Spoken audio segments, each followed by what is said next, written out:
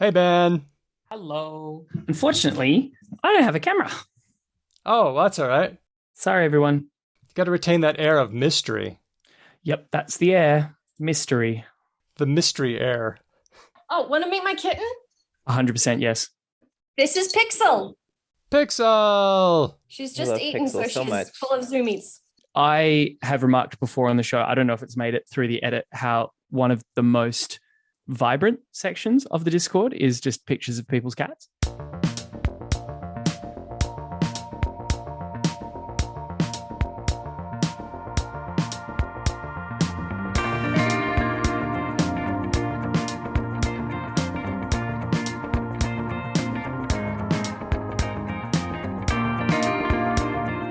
Hello and welcome to a very special episode of Because Language, a show about linguistics, the science of language. I'm Daniel Midgley. Let's meet the team. He's sometimes wrong, but still very cool. It's Ben Ainsley. I thought of a really good introduction for me, right? Okay. Aish and I have figured out that she is what people call an old soul, right? And I am what people call young at heart. And what we figured out is those are actually both insults, right? Old soul just means boring, but in a noble way. And young at heart just means annoying, but makes people laugh occasionally. I've heard, correct me if I'm wrong, anybody, but I've heard old soul referred to as children who are just really chill. They put the chill in children. I've never heard that. And that's weird. And it makes me uncomfortable. Please stop. I will stop. I've heard it for children who are super serious. Yes, that. Like really intense children. That's the opposite of chill. This is no, but you know what I mean? Like a kid who's like super quiet and focuses. I don't know. When a person says a child is intense, I immediately hear the Children of the Corn theme song. Me too. This is getting worse. Okay, I'm going to stop then. So why is this a special show, Daniel? This is a very special show because we are joined by some of our great friends, listeners, and patrons who help the show to be what it is. They do a fantastic job of supplying us with stories and giving input. So for this very special live episode, we are handing the mic over to some of them so that they can tell us about these stories in their own words. Sound good? Sounds fantastic. I'm staring at many faces in a grid display. It's like a really, really kooky, diverse Brady Bunch intro panel. I'm here for that. We also have a very special guest joining us. Is Dr. Hadas Kotek, linguist in tech and a research affiliate at MIT. Hello, Hadas. Hello, and thank you for having me. It's great to have you. Thanks for being on our show, even though it's very early where you are. Quite. But the sun is rising, so, it is worth it getting up this early.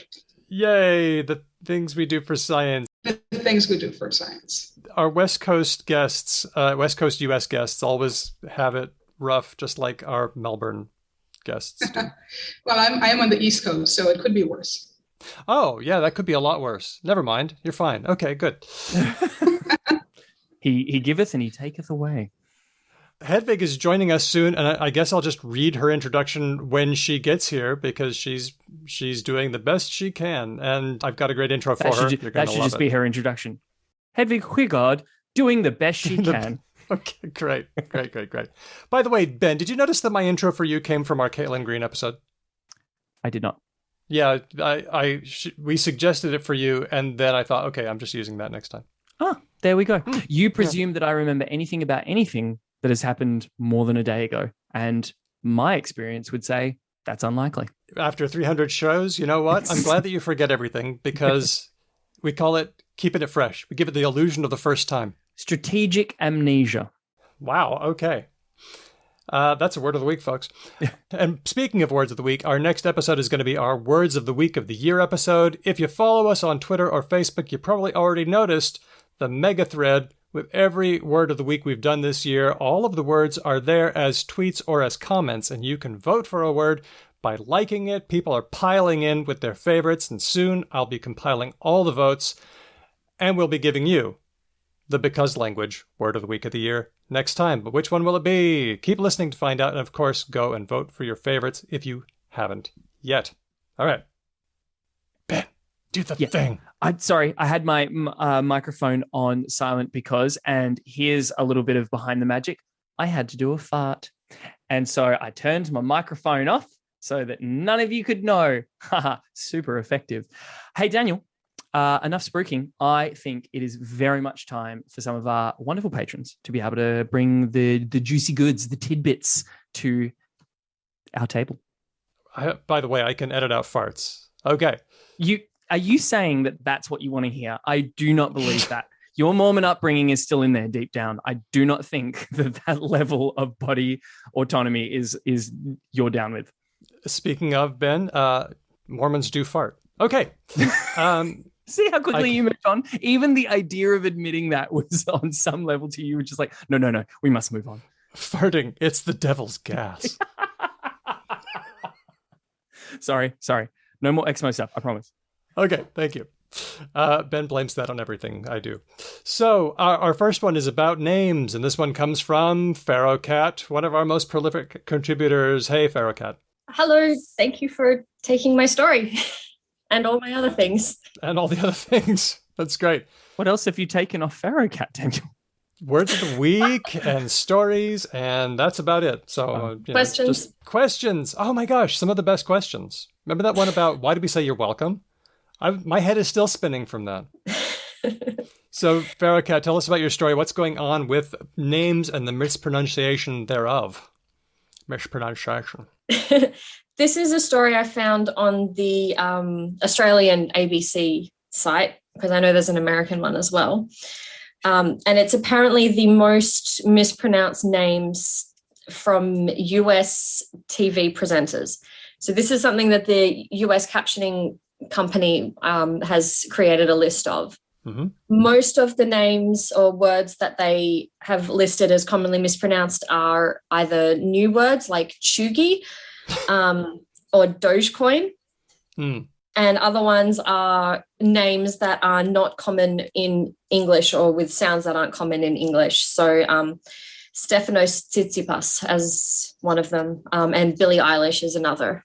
Yep. Okay. Wait, how else would you pronounce Billie Eilish? I don't know.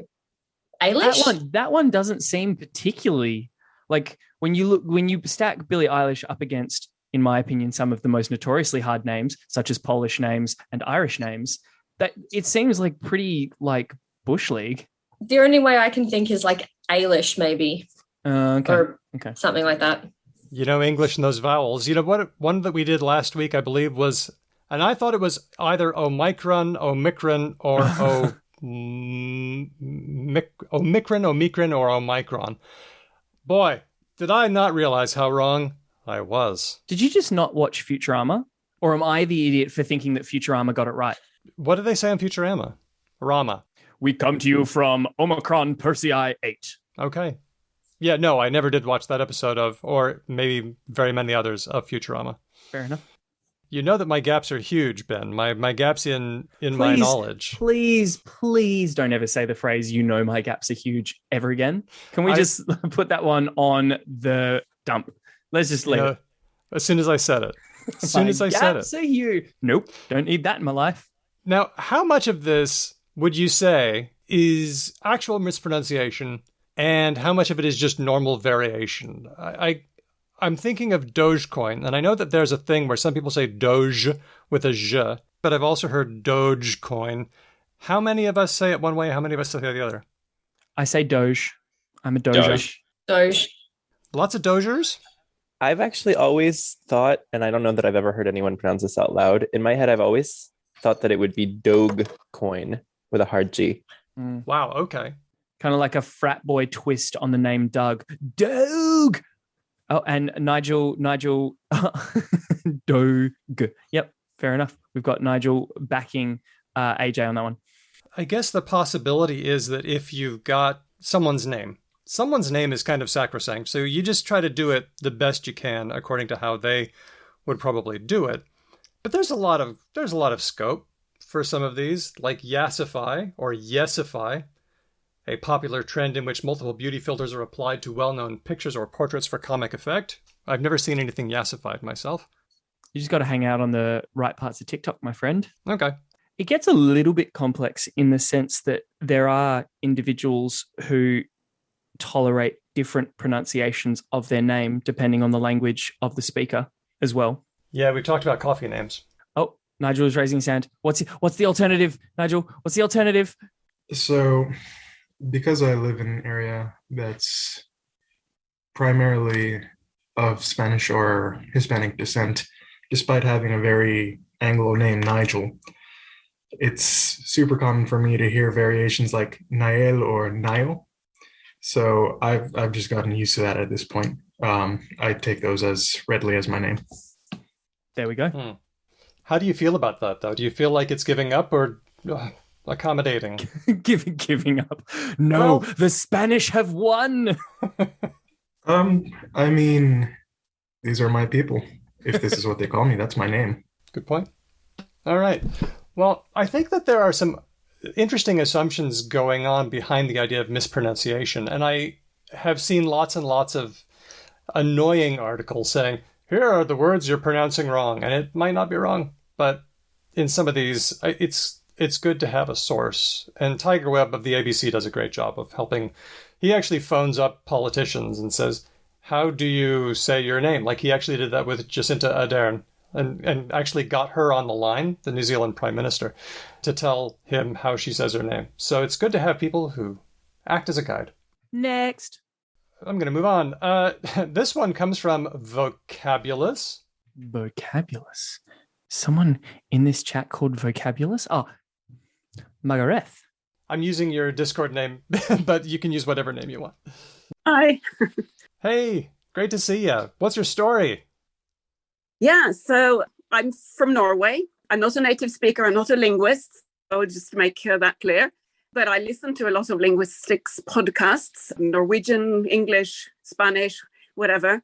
And I was listening to this Norwegian podcast the other day about this odd phenomenon that a Norwegian linguist called Olaf Husby has observed in the past 2 decades or so. People have started to, well, mostly young women in television, like TV show hosts, journalists, they've started to pronounce TDNL, not like post-dental or interdental, but more like interlabial. So they stick their tongue out when they say L and to look more sexy, I guess. Oh, that was not the reason I was expecting. What were you expecting? Oh, but I didn't have an idea, but it was not that one. Surely it's not that one. That's Husby's assumption anyway, that they're doing it as a sort of strong visual signal, as a sign of attraction, maybe, making themselves attractive, maybe. And Husby blames Britney Spears for this phenomenon from...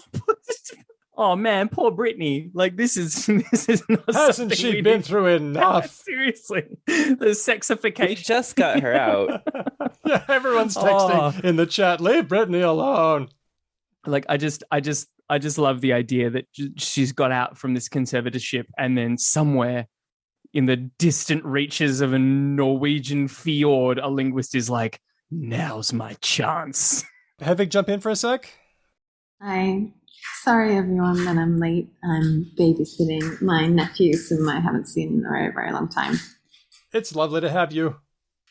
Yeah, and also I'm traveling, and the only headphones I brought are my sleep phones. So they're like a headband, so that's why I look a bit funny.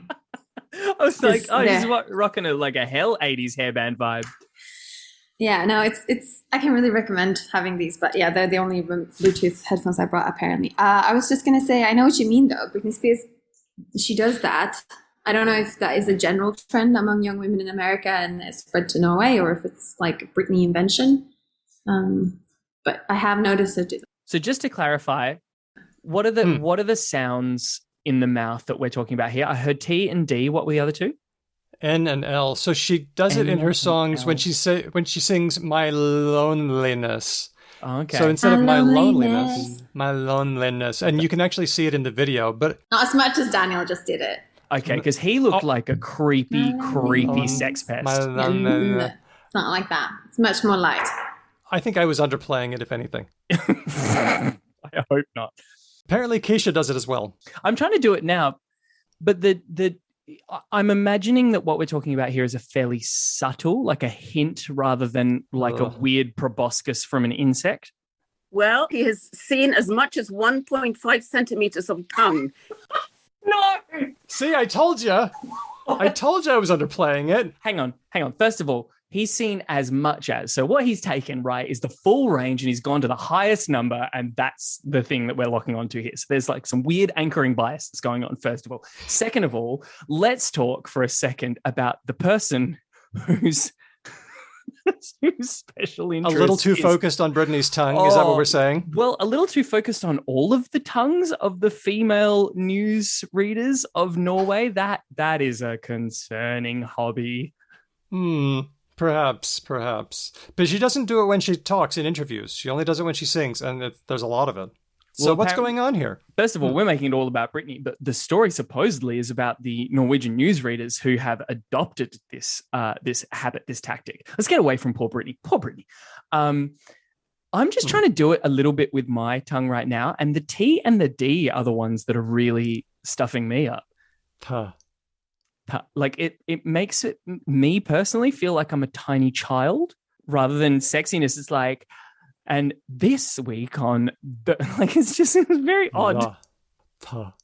What are you doing with your tongue? I just can't figure out how to make myself say anything while doing that. It doesn't it's not adding up. Yeah, it's like brushing your teeth with your left hand, or your right hand if you're left handed. It's very odd.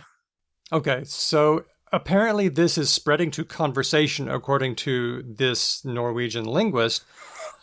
I'm just wondering if this is, because we're always looking for stuff that women are doing, right? We're always looking for, because we know that women, again, especially Daniel, young women. I'm just going to get you to revise "we're always looking for stuff women are doing" as just a phrase that we're using. I'm innocent. So let me say that again. Linguists are always looking for trends, and the trend setters are young women. I think I said that pretty well. Yes, we've discussed this before, right? Like you go to old rural men if you want to find out what like the most ancient forms of speech are, and you go to like teenage girls if you want to find the bleeding edge of change. That's it. So is this a new trend like similar to indie girl voice, or is this just a new way of criticizing women? Margaret, what do you think? I don't know. And according to Husby, he says that at least in Norwegian, there is no acoustic difference in the pronunciation. So it has to be, the reason has to be something else. And it may not be a conscious thing, but he's noticed more and more people doing it, and mostly young women, but not only, because if you probably know the Olympic champion and the world record holder, Karsten Warholm. He won the 400-meter hurdle. He tends to do it when he speaks in interviews. Yeah. And He also has a mantra saying, I've yet to see a mirror I don't like. So. Whoa, he is really leaning into that narcissist vibe, isn't he? Wow, this is just like bold narcissism. This linguist, Husby, was joined by another Norwegian linguist, a woman who is her specialty is gender and language. So she's also noticed this in more and more young women and a few men on television. Okay. Wow. I would really like to fact check the whole "there is no acoustic difference" claim. I am sorry, but sticking my tongue out when I say a T and a D produces a very noticeable acoustic difference to those sounds. That is a good point. Do it with S, because if you do it with S, which is a similar, you place your S in the same area of your mouth, but if you do it with S, it comes out like a lisp, which is not very sexy at all. Or it could be. To all the people out there who have lisps, I just want you to know, I think you're plenty sexy. It's fine. It depends on what you're into, right? Yeah. Okay. We definitely need to move it on. Okay, great. Our next story comes to us from Dr. Hadas Kotek, notably of tech and a research affiliate with MIT. Dr. Kotek, thank you so much for joining us. Thank you for having me. A long time ago, we did an episode of Talk the Talk about dictionaries and how their example sentences were sometimes not great. For example, in the Oxford English Dictionary, in the entry for rabid, one of the example sentences used rabid feminist. Oh, wow. Yeah. Michael Oman Reagan tweeted the Oxford folks and said, hey, at Oxford Words, why is rabid feminist the usage example of rabid in your dictionary? Maybe change that? And Oxford responded, rabid isn't necessarily a negative adjective, and that example sentence needn't be negative either. And then Justin Ryan on Twitter said, a bit of kind advice. Once you've said rabies can be a good thing with the company account, it's time to check in with management. yeah, it's just I would push back on the whole like, do we believe that rabbit is wholly negative? Yes, we do. It's kind of bad. I'm not wrong. Like, oh, sorry, there's a child showing off a toy. Hello, child. It's a bilingual child. Is a rabbit derived from rabies? Yeah. Yes. Or yes, it is. They are. Yes. 100% what it Yes. is, and that is terrible. like a sickness that kills. It's really, really bad, especially it's a scary illness. I know, sometimes death is good. Beyond that, though, as well, it's not just that it's negative because it kills people as well. Like rabies for the longest time, I don't know about anyone else. I legitimately thought rabies was like the zombie disease when I was a kid. That's kind of how it's built in pop culture, right? Like rabies is the thing where you go crazy and you bite people and then they get rabies. Oh, man. It's like extra bad. When you get it really bad, it's like you get super thirsty, but you won't drink water, and then you start shaking, and that's when you're. And then just you about die done. 100% of the time. So anyway, let's bring back Dr. Kotek. Hadas, you've done some work with one of our pals, Rickard Dockham, Sarah Babinski, Christopher Geisler, and also Paula Cepeda, Catherine Pabst, and Kirsten Siret about examples, not in dictionaries this time, but in linguistic papers and in textbooks. Could you tell us a little bit about why this was interesting to you? Yeah, that's right. So the starting point for both of those studies is a paper that was published in 1997 by acquaintances of ours, Monica Macaulay and Colleen Bryce.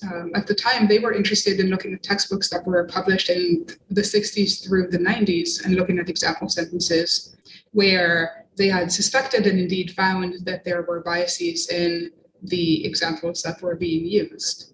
We were interested in knowing whether, since that paper was published, there had been progress, whether the fact that it had been published and discussed at the time, almost 25 years ago, if that had led to an improvement in how authors, linguists, were constructing their example sentences. Could you tell us a little bit about what the example sentences 20 years ago were like? Were they really all that problematic? Gosh, the example sentences from 25 years ago were, in a sense, as bad as they are now. And in a sense, they were, I can't tell you if I think they're better or they're worse. They are more blatant, which made life easier in terms of showing that there is an issue. But also they were blatant, right? They're I think really awful. So I'm trying to quickly look up a few so that I can read a few of these terrible examples, because it's actually fun to do it. Yep. Just the cat in Hadas's background was awesome, by the way, just like running across the screen. Wicked. Okay, so here's one of my favorite examples. It is an example of a structural ambiguity. So an ambiguity that is attributable to the syntax, where you could have more than one syntactic structure. So here's the sentence. It is, Max doesn't beat his wife because he loves her. Oh, wow. That could have been a lot better. Which, of course, you have to read in two different ways, right? So he doesn't beat her. He doesn't beat her because he loves her, or he doesn't. So the ambiguity there is, the first reading is, he doesn't beat her, and the reason is that he loves her. But the other reading is, it isn't because he loves her that he beats her. Yes, correct. Oh, Yeah. wow. What's is the word beat in that one, by the way? Is that what that's being used as an example to define? I believe it is being used to illustrate a structural an ambiguity. I think that is what it was. Oh, I don't okay, remember sorry. what it was being used for. Here's another one. She's fond of John naked. Okay. What a nice pair Mary has. Or Mary's got. Lovely. Which is a wordplay, right? So it's spelled P-E-A-R, but is, of course, a wordplay on P-A-I-R. I didn't know Benny Hill was a linguist. I'm noticing lots of others, like John told Bill that Mary began to cry without any reason. It's like there's one woman in this sentence. Yes, but this is from our paper, right? So I was trying to read you these examples from the 90s that we're asking about. Okay. Yeah, we had a few others that were also nice. But also I'm now realizing that we actually didn't include the worst types of examples in the paper because I suppose we decided that was not the point. Yeah, okay. Here are a couple of my other favorites. So after Rambo as a lover, she was exhausted. Oh. And she'll soon tire of her sexploits. Can't believe I'm reading this for the radio. Well, it's not real. Like, it's podcast, right? So it's fine. It's podcast, yeah. It's not for the radio. No one listens to it anyway. What is bizarre though is like how I did not expect it to be so sexual. I figured there'd be like other stuff in there, but like there's really a picture building here that like dictionary writers are like sad, sexless jerks. Okay, but these are not dictionary writers. This was work from textbooks that were published in mostly the 70s and 80s. And actually, one of the main findings from the pair of papers that we're discussing today is that in particular went away. So the actual explicit content is no longer there. But really, everything else that Macaulay and Bryce found in 97 is still apparent in current textbooks and in current papers. So, and I guess we should say what those things are. So one finding is just a general skew in how often we refer to men as opposed to women. So we refer to men twice as often generally as we refer to women. We also tend to refer to men more often as subjects than as non-subjects. There are lots of stereotypes. So men will have occupations much more often than women will be described as having occupations. We refer to women more often using kinship terms. So they're someone's wife or someone's mother much more often. When we talk about violence, then men are more often perpetrators of violence and women are the recipients. And when I say more often, I mean, even given the general skew of a 2-to-1, beyond that, we find an additional skew. Yeah, so I guess maybe we can stop there. There are a few others, but the main finding is this is consistent. We looked at 3 journals and we looked at 7 textbooks. When I say we looked at 3 journals, I mean we extracted every example from each of these journals that was published over the course of 20 years. So quite a lot of data. And we find that it's consistent over time. It doesn't really change.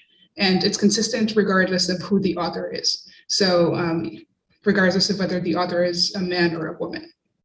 And then last thing I want to say is just to acknowledge that we're very limited in what we can do. So I'm talking about men and women. That's obviously a simplification, right? So for one, these people in these example sentences are not actual real individuals. So really what we're doing is we are assuming something about a person's gender from their name and from the pronoun that's being used for them. And we're doing it in stereotypical ways in precisely the way that we say that people should not be doing it. But we think that this is how these sentences are being interpreted. So we're kind of forced into doing that. And second of all, anything that is really non-binary in any way is just not represented in journals and in textbooks. We just don't see singular they, for example.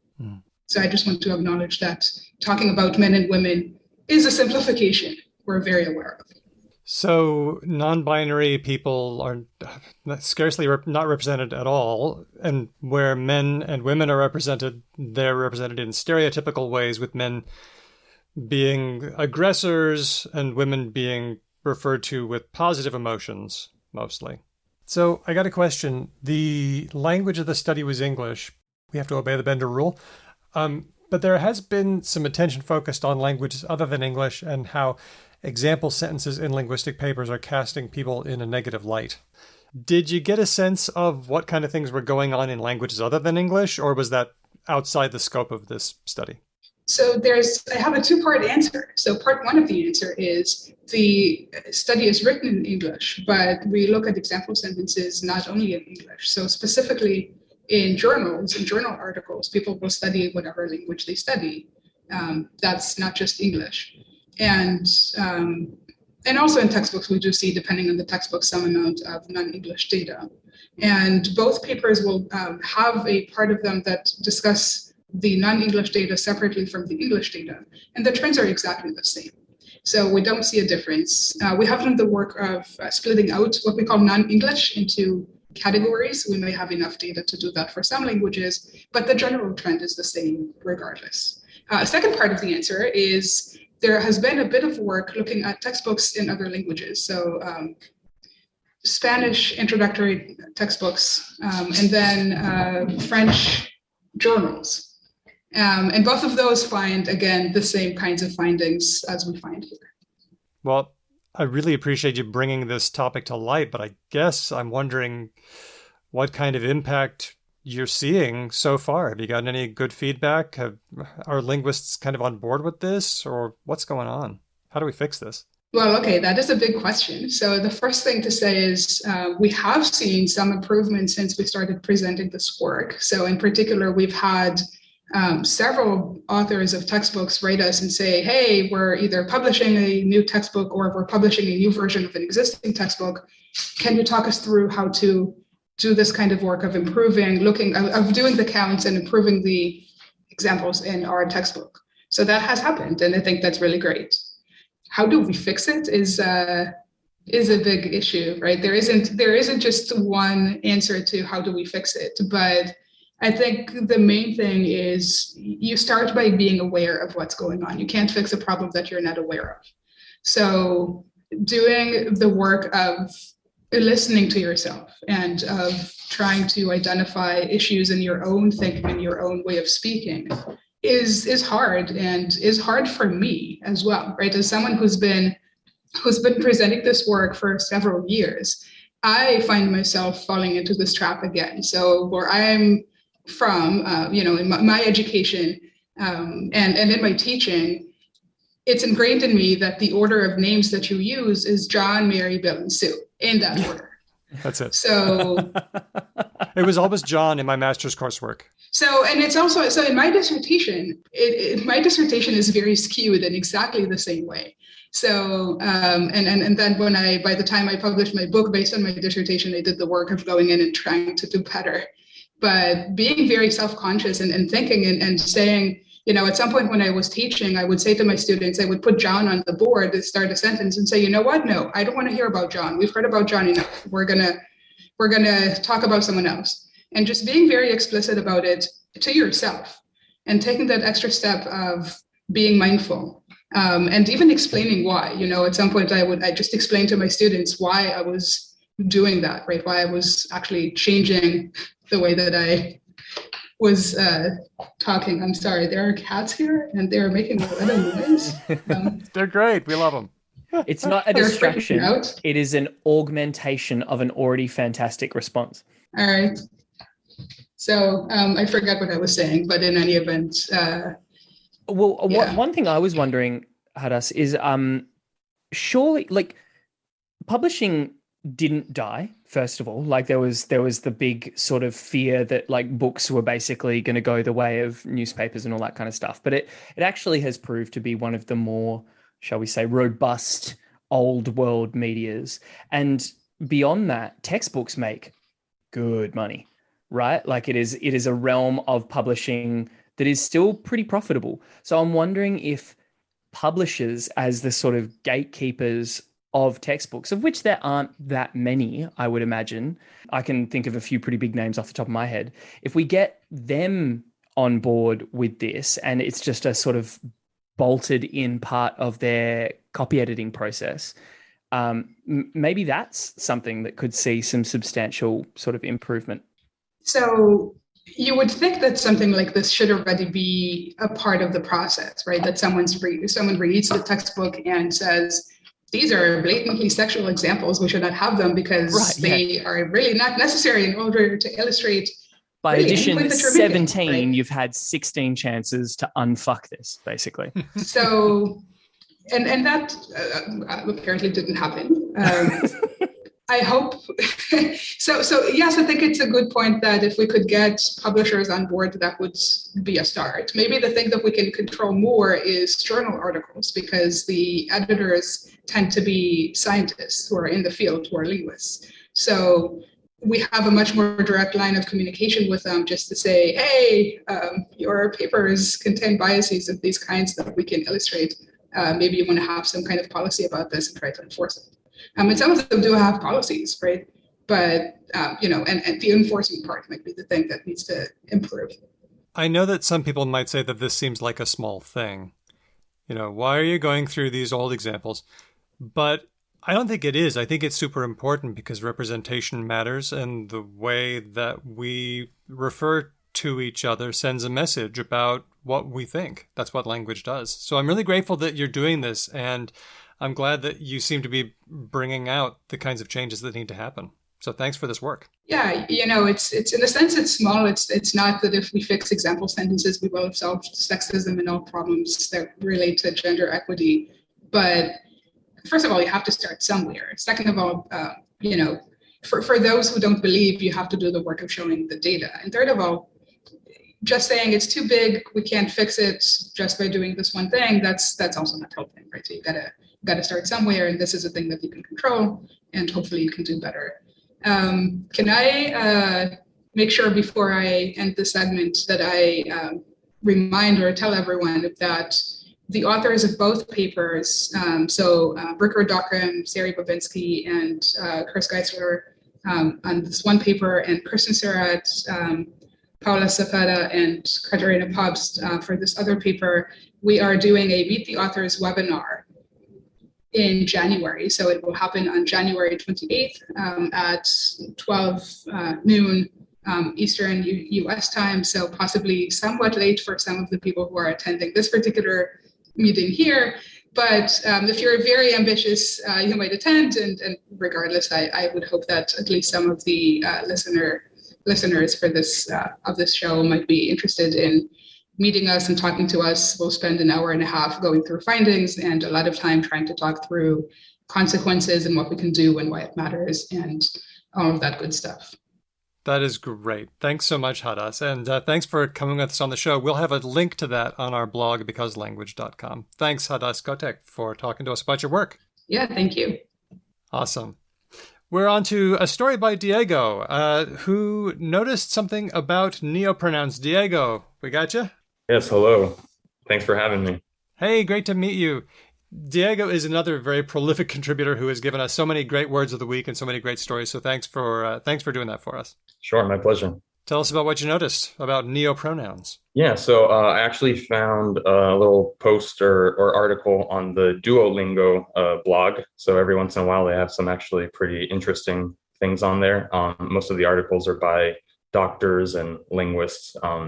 But yeah, so this one caught my attention. It's talking about neo-pronouns or new pronouns. The main gist of the article talks about just pronouns in general, how they work in English, how they work in other languages, and how that can change from one language to the other. But yeah, the whole concept of neo-pronouns was new to me. It's something I hadn't seen before. So the article talks about how in English, we've developed Z, spelled Z-E or X-E, instead of using he or she as a gender neutral pronoun or a neo-pronoun. And the article goes on to say that it's happening in other languages, like in Spanish. And so that just kind of took me down a rabbit hole, because I've been seeing, so as a native Spanish speaker, I've been trying to pay attention to what's happening with inclusive language, gender neutral language. And so the issue that's happening with Spanish, different from English, is that Spanish is a very grammatically gendered language. So we have, words ending in O are masculine usually, and ending in A are feminine. So Spanish has come up with a few different ways to try to combat that, the binary nature of how the language works. So some of the things that have been attempted, I think one of the earliest things that was going on was using the at sign, because it looks like an A inside of an O. And that didn't last. That's really fun. We have noticed that one before, going back about 2015, but it feels like that one's not as popular anymore. That's just my sense.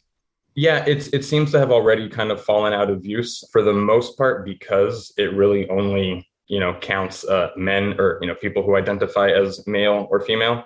And it doesn't account for all the other identity options that we have, as well as it, not necessarily being pronounceable in Spanish, which is an issue with the other option that's come up with, which is using an X instead of an A or an O. So most famously in Latinx. So people argue that neither of those, using the @ sign or the X, are pronounceable in Spanish, and that's why they don't work. What I've been seeing most recently and more commonly is using an E instead of an X or an @ sign. For example, the neo pronoun that's coming out in Spanish now is, instead of él for he or ella for she, they're doing ella, so ELLE, like a combination of él and ella. But it's an uphill battle for sure. Different country-specific governments are trying to push it forward. In Argentina, for example, there are some universities that are allowing in papers and whatnot any sort of inclusive language, gender-neutral language in whatever form you want to use. But then on the other hand, we have the Royal Spanish Academy that says that inclusive language is really just a strategy for avoiding the use of the generic masculine, which is really at the root of the problem with Spanish, and I suppose with other Romance languages, in that people consider them to be inherently sexist, because the rules that we have in the Romance languages is that if you're talking about a group of male identifying people, you use the masculine plural pronoun. And if it's a group of female identifying people, the feminine pronoun. But no matter how many women you have in the group, as soon as you add one male identifying person, we kind of default to this generic masculine. And so that's why people think Spanish is a sexist language and we have to reform it. But I always go back to the Romans, and as Latin, was developing, nobody was thinking, a flower is feminine, so we're going to give it a feminine article. As Latin, transformed into the Romance languages, it's, arbitrary. But it would seem that, as society over the centuries, we kind of reimpose these ideas of masculine and feminine onto inanimate objects, and then we kind of multiply the issue on all layers of the language. But there's obviously no simple solution. I really think it comes down to just being aware of the fact that people change, languages change, everything's always evolving, and it's not really a matter of just having to change the way you talk or having to change the way you write or the way you read. I really feel it's just a matter of being aware of the fact that this is happening, and being aware of the fact that you might, meet somebody one day who has a different pronoun, or maybe you already have somebody in your life that, wants you to use a different pronoun with them. And yeah, it's really interesting to see how it's playing out across different languages, the whole concept of inclusive language or gender neutral language. I don't know if they're mutually exclusive. I don't know if we can lump them all together. There are obviously some overlapping areas of concern for sure. But I thought it was really interesting the way that this is continuing to take hold in different parts of the world, in different languages. Yeah, I think that's about it. Sorry if I'm rambling now. This is great. A great discussion. I'm glad to hear about how a Spanish speaker, who's not me, who's just basically a learner, how that comes across to you. I'm curious about Latines, or, instead of compañeros or compañeras, compañeres. I wonder if you have a sense over how accepted that is, or if anybody else besides Diego has encountered Latines, or the E instead of the O and the A in the Spanish-speaking world. If I can jump in, I saw Brendan left a comment saying that it's infiltrated telenovelas, which I have to assume is a strong indication that it is hitting at least some level of mainstreamness, because if it's hit the telenovelas, I mean, come on. Yeah, what do you got, Lord Mortis? Okay, so this is actually Ferrocat again. Hi, Ferrocat. I'm chatting with Lord Mortis. So I watch a telenovela called La Casa de las Flores, and they play a lot with gender and sexuality in that telenovela. And one of the things that I saw was someone was addressing the crowd, and she said, todos, todas, tores. So she used masculine, feminine, neutral, like all three. And this was to refer to a crowd of people like everybody, everybody, everybody. I have an announcement, that kind of thing? Yeah, and the subtitles said it was gentlemen, ladies, everyone. but you know how subtitles can be. Yeah. A little bit of subtlety missing there. That's interesting. Yes. Yeah, and that's been another option, or people have considered that as another option of, instead of saying, los chicos or las chicas, you always say los chicos y las chicas, the boys and the girls. But again, that only accounts for male identifying people and female identifying people, not any of the other options or people who are, gender fluid. So that, along with the at sign, kind of, is lacking, because it really just kind of reinforces the binary.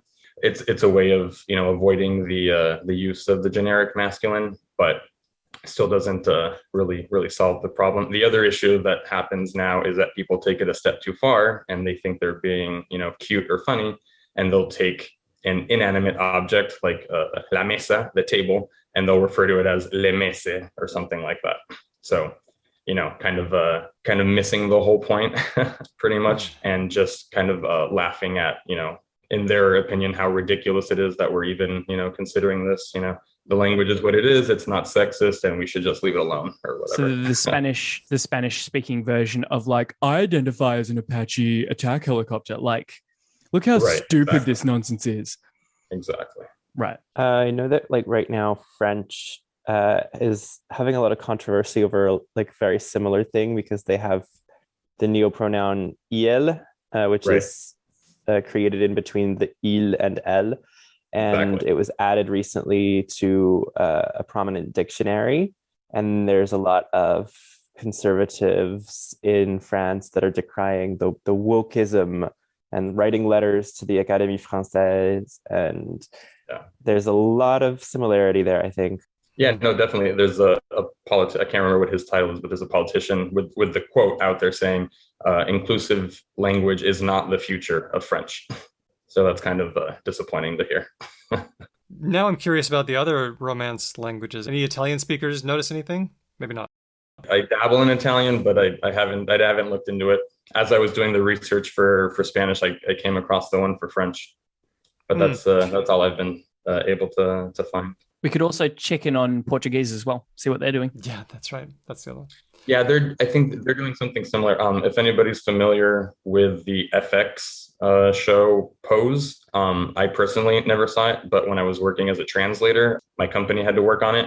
And if I'm not mistaken, the creator of the show, I can't remember his name, he made a point of telling like the translation companies, you're going to use gender neutral language, like, because that's kind of a big theme of the show.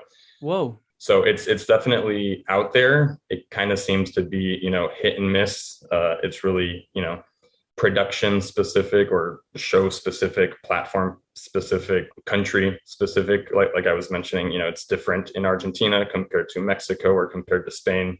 So, obviously we have a very long way to go in all the languages, but, kind of going back to the research that Hadas is doing, I think it's, very, very timely. And obviously people have been noticing the inequities for a long time now. And now that, other gender options have really come into the fold, I think it kind of adds to the complexity, but also adds to the urgency of, trying to figure it out and have everybody do a better job. It's fun to watch. It's fun to see this happening in real time. Thanks, Diego. I really appreciate you bringing all the things you bring, but that was a great item. Thanks so much. Yeah, my pleasure. Thank you.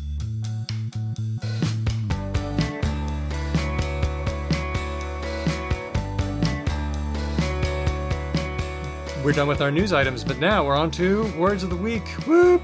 Okay, our first one from Pharaoh Cat. What you got? Okay, so the word I have this week is touch grass, which is one that I have encountered a lot on Tumblr. Touch grass. Oh, I feel so old. I love it when this happens because I have no fucking idea what this means. Oh, we'll take a guess, Ben. Touch grass, touch grass, touch grass. Touch grass. Not as one word, but as an instruction. Touch grass. Yeah.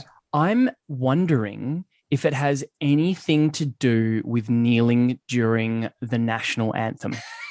Oh, interesting. That would have been my guess, is like an instruction from one sort of freedom fighter to another. Just be like, touch grass. I love that. It's really not a bad guess. It's kind of impressive as a guess. It's not even close, but it's love this. The logic It's impressive is great. as a guess, but you're really hell wrong. Bow bow. It's a good guess. Oh, that was much less genuine and authentic than AJ. AJ was giving me a genuine compliment. Farragut's just like, shut up, idiot. I'm sorry. I don't know how to regulate my tone of voice. It's like, don't worry. Trust me. You deserve to say shut up, idiot, with your tone of voice to me. That is a thing that needs to happen. All right. So touch grass tends to be used when somebody has said something a little bit ridiculous or pointless. And the response is go and touch grass, or you need to touch grass. It basically means you need to get out more. So like go outside and get off the computer. Yeah, get off the computer and go back to the real world. Oh my God. Do you guys, does this have something to do with the film Holy Man with Eddie Murphy? Do you remember that? Where he instructs everyone watching to like go outside and touch the grass, to physically interact with the grass? Oh, wow. I have not seen that movie. Anyone seen Holy Man? Come on, work with me here. That is worth checking up on, though. Damn it. Nobody's seen it, which means you can claim anything you want. Yeah. It sounds very plausible, certainly. When clearly I'm just desperately trying to get back from my crushing failure of this having nothing to do with the national anthem. Where are we seeing this being used? Like, what subculture of humans tends to be saying this? Lots of people on Tumblr. So teenage girls, is that what we're thinking? The user base of Tumblr is a bit older. Rebecca Watson used it on the Skeptic. Used it on a few recent episodes, and she's not as old as I am, but not teenaged either. It's millennials. You just gave the widest fucking age range, I Daniel. certainly did not. You just gave like a 35-year gap. Okay, I did do that. Jesus. It's mostly millennials who I see using it. Okay, cool. Well, that's me, technically, as an elder millennial, so I guess I'll just have to start doing that. Okay, awesome. Okay, touch grass. Our next one is from Aristemo. Alrighty then, so it's fairly new to me, but polywork. So are you guys hearing me clearly? Yes, we are. Polywork. Righto. And so I think this might have branched off of kind of the side hustle culture where people don't really feel that a single job title really sums up who they are or what their interests are. Mm-hmm. So they're branching out and kind of listing themselves in different ways and don't really see themselves as having a fulfilled life if they're tied to, a single role or profession. They want to be doing different things every day. They want to engage with their different interests. So, hey, yes, I prepare taxes, but I also write songs, or, I can be a web developer or whatever. And so there's even a site now by the same name, Polywork, where people can list these things, list kind of the different facets of who they are and what they do. But I see it as a rejection of this idea that you have to do one task forever for the rest of your life. Capitalist wage slave model. Yeah. Well, you also dropped a tweet from Alan McLeod on Twitter who says, heads up, they've come up with a new buzzword to describe desperately working multiple jobs just to survive. So there's the upside of not just being one thing, hey, I contain multitudes, but also, oh, I'm kind of having to do billions of gigs. Yeah, that's the flip side of it where, I think this mentality might have partially come, and again, sort of branching off of the side hustle where this sort of came out of a place of need. Right. People realizing that they can do these things after having had to do more than one thing to survive.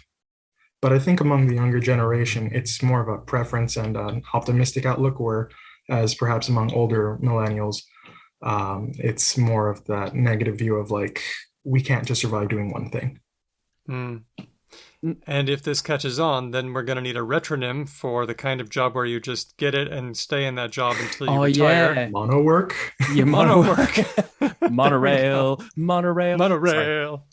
Are we thinking that this is a play or an evolution of polymath to describe a person who is sort of like pursuing many noble intellectual pursuits? I mean, that's an interesting overlap. Not sure. Poly seems like a natural way to attach to work, don't you think?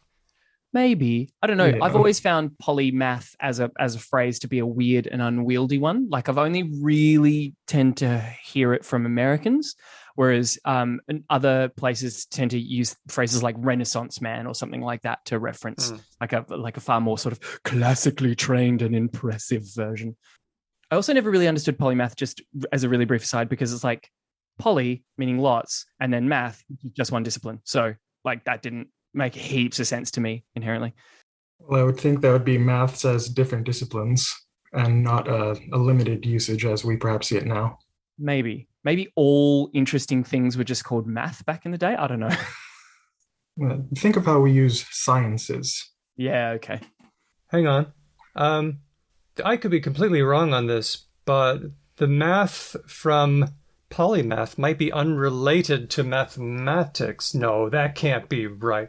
You get right out of town, Daniel. You get No, hang right on, out. hang on. It looks like both math and the math from polymath both come from a Greek word meaning all learning. Okay. False alarm, everybody. False alarm. Okay. There you go.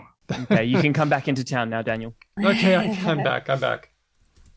I get excited when I think, oh no, I found an unrelated pair of words that I always thought were related. No, I think they're totally related, actually.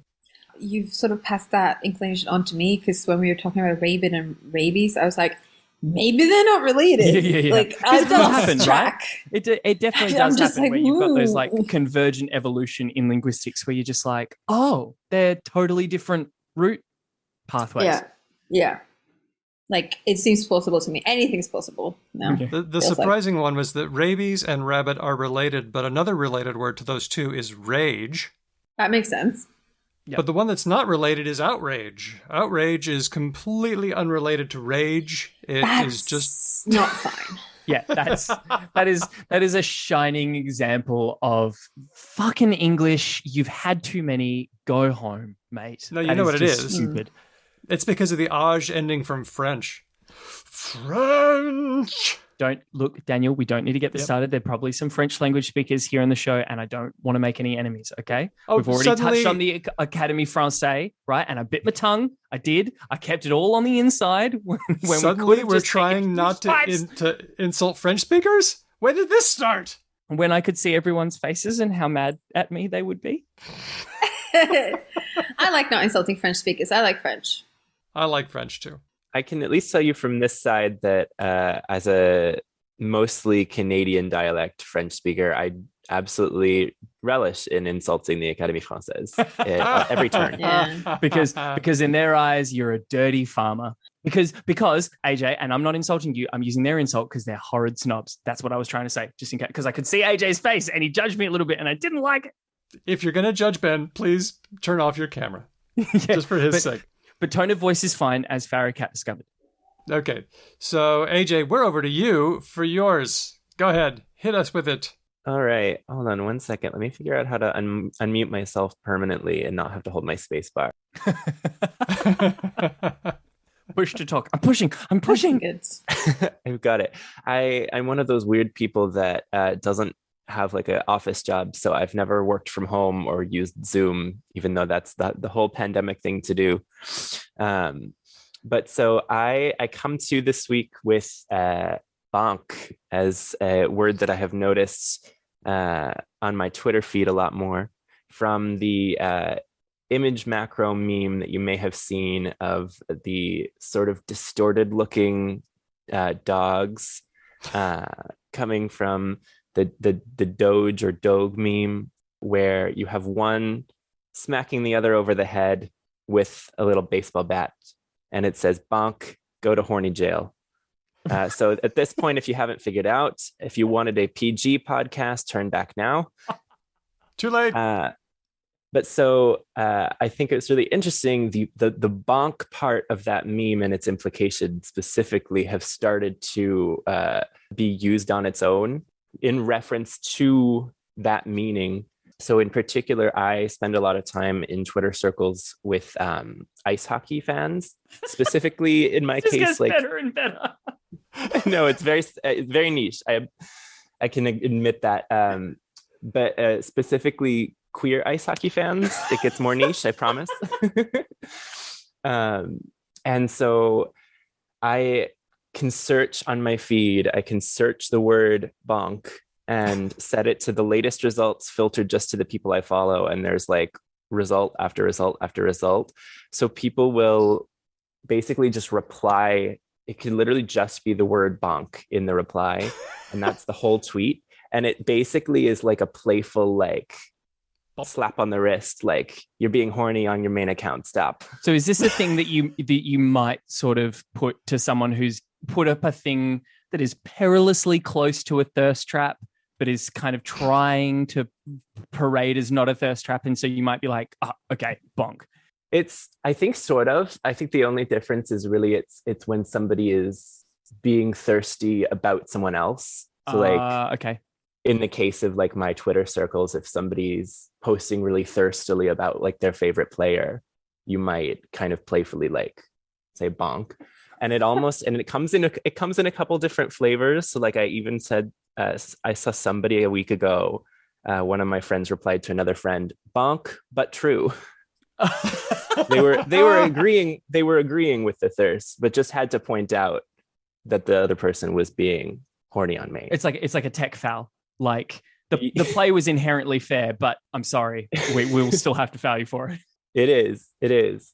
And it's I think it's funny because it's not like anybody actually doesn't want this content to be in their feed. Nobody is saying it because it's like a negative thing. Right. Most of the time it's like, we're actually enjoying what you're putting out. We just have to point out the fact that it is thirsty. Well, it's play, right? It's playful. It's Exactly. allowing for a little bit more interaction in a space where everyone's sort of consenting to that play.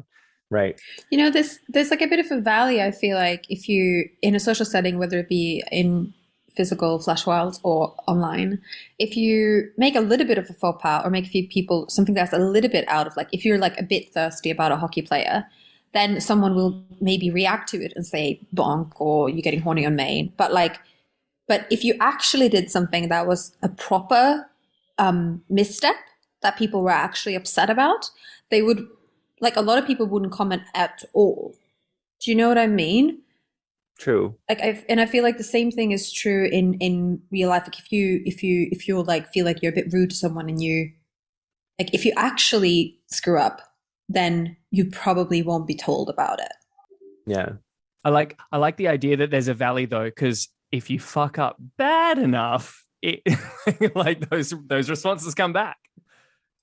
Yeah, that might happen, but maybe not your friends. True. If you play into like systemic societal problems and like really lean into something horrible, you're probably going to get the backlash from that. Right. Yeah. But and that's the valley that I thought Hedvig was talking about. Like, playful stuff, good. You come back up. Yeah, it's like a bathtub. A whole bunch of kind of bad, embarrassing stuff. No one's going to comment. Horrendous, evil internet supervillain stuff. Everyone's going to comment. Yeah, but again, I think when you get to that end of the spectrum, the people who might engage might actually more be strangers, and your family and friends might just be like, I'm just going to ignore my racist uncle at Christmas. I'm just not going to talk to them. Yeah. I'm going to ghost them. I'm going to unfollow them. The crazy internet mob is doing my work for me. Yeah, I'm going to just hide because, like, I just don't want to engage with this person. Whereas people who are strangers might not feel as bad engaging with that person. You know what I mean? You just like ghost them. You just unfollow them and just be like, okay, fine, whatever. Get on. I think it's worth pointing out that bonk is polysemous. It could be, referring to sex, like, did you bonk? And then it could be also like, knock it off. Bonk. I just wanted to bring that up because I wasn't sure if any listeners outside of Australia would have been aware of that that connotation, like because it's pretty old as well. Like, my grandparents' generation referred to sex as bonking, but like not anyone even remotely close to our age. 4 weddings and a funeral. I'm definitely aware of it, but it sounds just not. I'm having one of those times, sorry, where there's a word that's perfect for what I want to say in French and not in English, and I can't get there. Use it. It Say the French sounds word. not Do it. Courant is what I was coming to, which translates sort of to like fluent, but like in a colloquial sense. Like, it wouldn't Flowing. be, it wouldn't colloquially fit. Yeah, it doesn't For have the me. capital it used to. It just stands out like a fossil. Doesn't seem spontaneous and natural.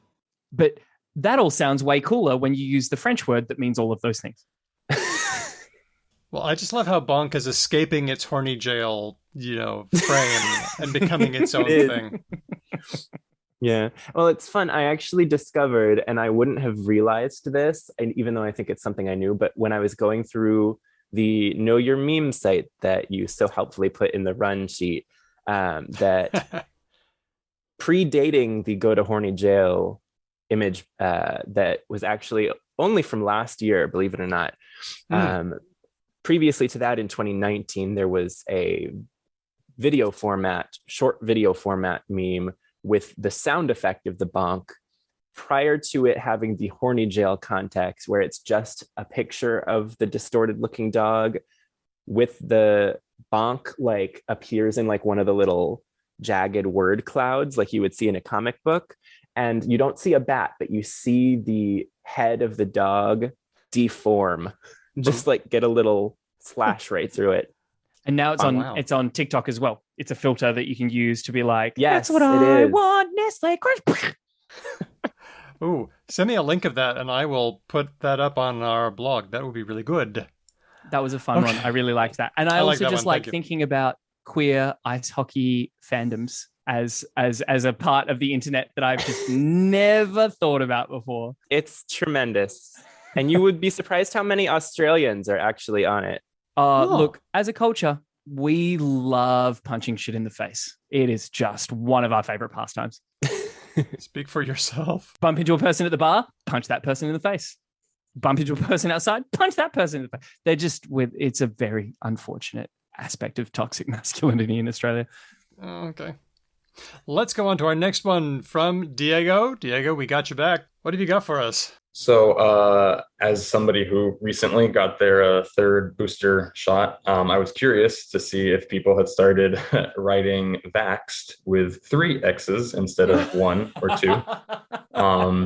And so I just did a quick Google search. I didn't really find anything. There's a BBC article from May about people using the triple X vaxxed after getting the 2 shots to say that they're fully immunized and ready to get down pretty much.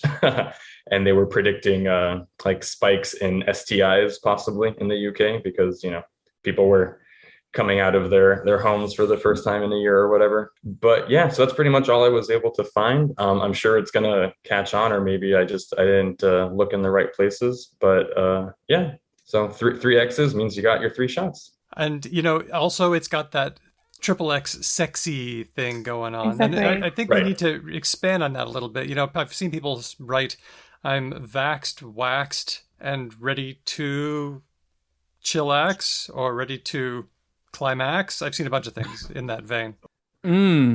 Yummy. I know on internet dating, if someone says that to me, I'm going to be like, yes, please. God. Did you all see that thing from Jacinda Ardern, the New Zealand Prime Minister, where she was on a news show and said something about that they were now going to be possible to like meet Tinder dates, and then she commented and said, in fact, you can meet up to 25 people. And it sort of implied that she suggested people should have 25 people orgies, and it was quite funny. And she realized, and she thought it was very funny, started giggling. And yeah, how did she? It's very in character for her. I have to watch that interview because I just don't know how conversationally you are talking about like, yeah, everyone, like it's going to be really exciting. It's really fun. You can go out there. You can Tinder date again. You can Tinder date 25 people. Like, how do you get to 25 straight out of the gate? Because that's the max of people that you can meet. So on Tinder, is that like an app limit? No. The New Zealand regulations. That's as many people you can get together in a place. Okay, that makes a lot. And she just more mentioned sense. that right after the Tinder, so it sort of sounded like she was just suggesting. And it was quite funny. Also, 25 people sounds like so much logistics. Yeah, got snacks. I don't know about anyone else, but I desperately want the amateur section of like Kiwi Pornhub to feature a couple of these parties. Surely it has to happen. Surely. She's an ex-Mormon as well, so she shares my awkwardness. This might be a bonk moment. Yeah. Just, I don't want to think about it too much. That's a great one. Let's go to our next one, Ladi da Lisa, with one in German. Yes, so this week, Germany got a new government for the first time in 16 years. Our chancellor is not Angela Merkel, but Olaf Scholz. And for the first time ever, our government is made up of three parties. Traditionally, the German government is made up of two parties. This time, no two parties got enough votes. And so this time we've got the SPD, the Social Democrats, the Environmentalist Green Party, and the FDP, the Liberal Party of Germany. And since those parties are associated with the colors red, green, and yellow, respectively, we like to call it the Ampelkoalition, the traffic light coalition. That's fun. Yeah, it's very good. But this is part of a long tradition of color names in German politics, is it not? This is the Jamaica one, right? Mm-hmm. Yeah. So apparently Ampelkoalition was first used in 1980, but it hasn't gained traction since the early 2000s, I guess. And that's when, for the first time, we had to actually talk about three-way coalitions on the national level. And the other coalitions, they get the nicknames from flags, like the Jamaica coalition Hedwig just mentioned. That's made up of the Green Party, the Liberals, and Angela Merkel's CDU, which is associated with the color black. And in the early days of talking about the Jamaica coalition, it was actually talked about as the Schwarze Ampel, the black traffic light, because it's a traffic light, but you swap the red for black. And it quickly got to the blend nickname Schwampel, which I love because it sounds so ridiculous. But since it sounds so ridiculous, it was abandoned pretty quickly for the Jamaica coalition. And apparently the politicians actually leafed through a bunch of flags and looked for ones that had the three color combination. And they decided that the Jamaican flag looked pretty cool and fit with those colors. Some people tried to use that for the Ampel coalition as well. The flags of Lithuania and Cameroon actually work, I guess. They've got the right color scheme, but we have gotten used to the Ampelkoalition so much that it just didn't work out. We just landed on the traffic light. Right. It's very fun. I like that tradition of just like naming it after stuff. Because we just give all of our leaders in Australia horrendously casual nicknames. And I don't like that system very much at all. And it's not because I believe that they deserve like... Besides ScoMo, which other ones do we know of? K-Rudd. Oh. Yep. We had... what was Gillard? Julia Gillard had one that wasn't just her last name. I can't remember. Oh, no, let's not. Really? It was about her hair, yeah. And then there was pass John me by. Howard. Probably for best. ScoMo, Scott Morrison as well. ScoMo. That's the one I said besides ScoMo, ScoMo. what you got? No. Sorry, the one before ScoMo. What's his name? Tony Abbott. No. Oh, fuck. We've had so many leaders. Australians need to just make up their mind. Who was the one between Tony Abbott and Scott Moore? I should know this. The one who wore the leather jackets and was really cool, but also fabulously wealthy and kind of a douche. Malcolm Turnbull. There we go. Did we call him something? No, I think we just called him. I do think we called him Malcolm Turnbull. Anyway, point being, Budgie Smuggler, Brendan pointed out for Tony Abbott. That is true. Yes, that's true. Or perhaps Feral Cat. No, I really appreciate German doing it after like flags and colors and stuff. Way better. Really good. I mean, we had a nickname for Angela Merkel that was Mutti, which is mommy, basically. I think after that many years, I think that was just sort of inevitable. I heard a joke that like the punchline was Angela Merkel, and I think the lead-in was something like, what is the most dependable machine in Germany? Oh yeah, that checks out. I love that we're talking about some of the most like complex social and governmental entities like that have ever been devised by human minds. And fundamentally, it's still just like, I vote yellow.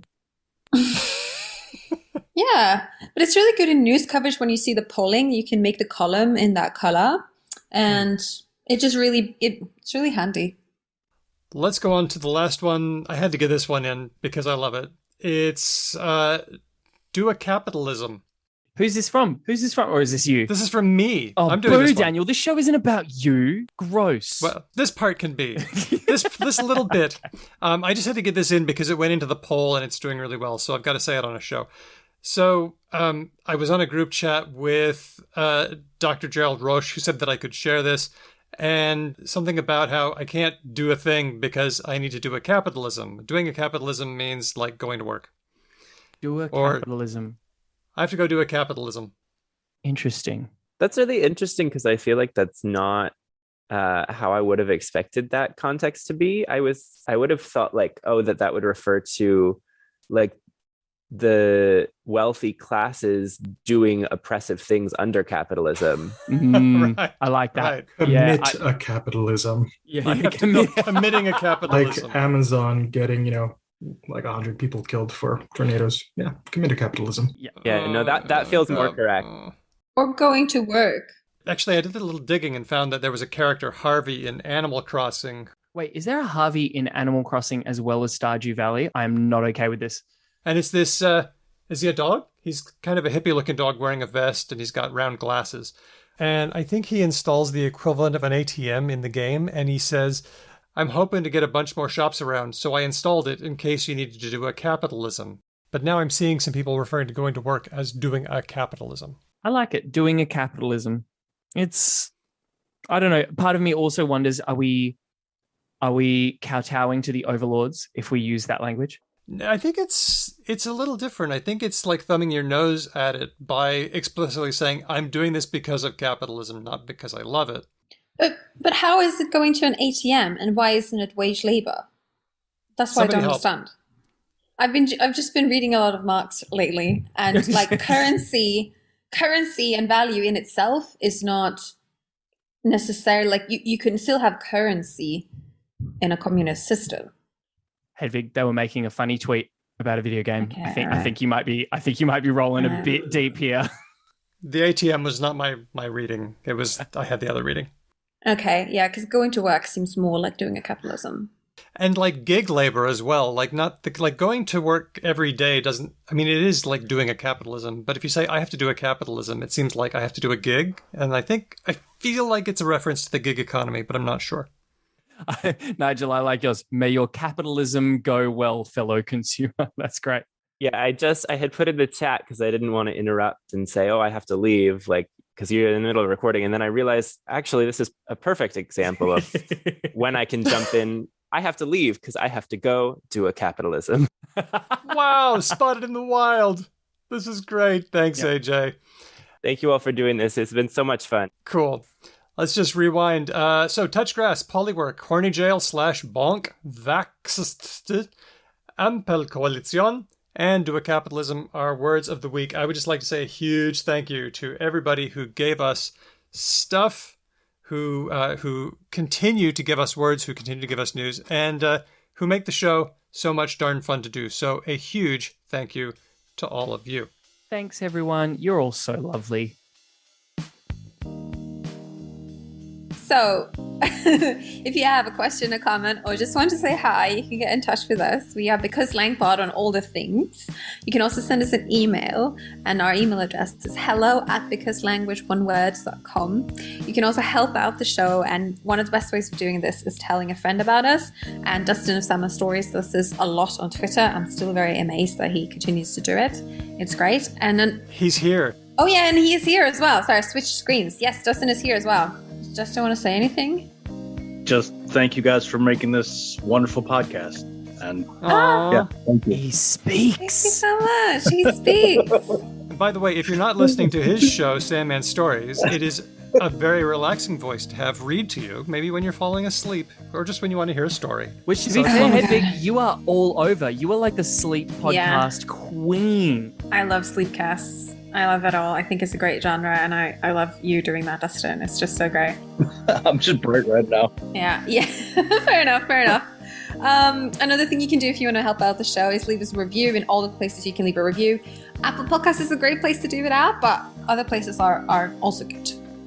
And this show has featured the voices of a whole fat stack of patrons who give us money to keep making this show, and it's amazing. And now I can look each and every one of them in the eyeballs as I read the thank yous. This is so cool. This is genuinely, I am absolutely chuffed about this. Before I get to the names and creepily staring at everyone's eyes, I should mention that all of these wonderful, wonderful people that you've heard tonight, their money goes a long way to doing some really cool stuff here on the show. We transcribe all of our episodes, which makes them available to people who cannot hear, but also makes them searchable. So if you've ever found yourself in that situation where you're trying to prove someone wrong at a pub and you can remember the show where you heard the thing, but you can't quite remember the name of the show or anything like that, you can be like, oh, fuck, what episode was it? You can search it up, and that's what transcribing allows. So thanks for the money to settle pub arguments, everyone. That's really, really cool. So here we go. Here are a shout out to our very lovely patrons: Dustin, Termy, Chris, Matt, Whitney, Helen, Udo, Lord Mortis, Jack, Kitty, Elias, Larry, Christopher, Andy, James, Nigel, Kate, Nazarene, Aisha, Sneaky Lima, love that, Moath, Steele, Andrew, Manu, James, Roger, Rianne, Colleen, Glyph, Ignacio, Sonic, Snedgehog, another amazing name, Kevin, Jeff, Dave H, Andy from Logophilius, Samantha, Zoe, Kathy, Rush, Taylor, Cheyenne, Felicity, Amir, and Kate B. Thank you, you guys, from the bottom of our little hearts. We'd like to give a big shout out to Speech Docs, the whole team, for taking our transcripts and turning our words into words. I'm so sorry, guys. Our theme music has been written and performed by Drew Klyanov, who's a member of Ryan Bino and of Didion's Bible. Thank you for listening. We'll catch you next time, because language.